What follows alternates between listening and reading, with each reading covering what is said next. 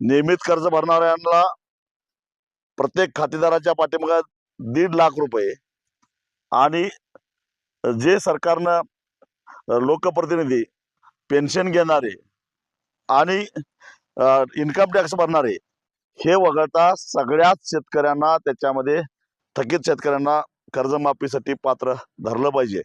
याच्यामध्ये काही बदल झाला, ज्या पद्धतीनं वाजत गाजत त्यांनी लाडकी बहीण योजना जाहीर केली आणि आता अनेक बहिणींना त्याच्यामधून वगळायला सुरुवात केली आहे, तसं गुपचूपपणाने कर्जमाफी राबवून अनेक पात्र शेतकऱ्यांना अपात्र करण्याचा प्रयत्न केला तर आम्ही हे खपवून घेणार नाही। 30 जून ही अंतिम तारीख आहे, त्यानंतर महाराष्ट्रामध्ये आंदोलनाचा एक भडका उडल्याशिवाय राहणार नाही आणि सरकारनं स्पष्ट करावं, काही निवडणुकीवर परिणाम होत नाही, आयोगाला जे काय करायचं ते करावं, परंतु विधान परिषदेच्या निवडणुकीवर प्रभाव टाकेल असा हा निर्णय नाही आहे। हा निर्णय आधीच झालेला आहे, बजेटमध्ये तरतूद झालेली आहे। त्यामुळं सरकार जे काय सांगतं, विशेषतः मुख्यमंत्री जे सांगतात की निवडणूक आयोगाने घोषणा करायला बंदी घातलेली आहे, यात कुठेतरी काळं बेरं आहे।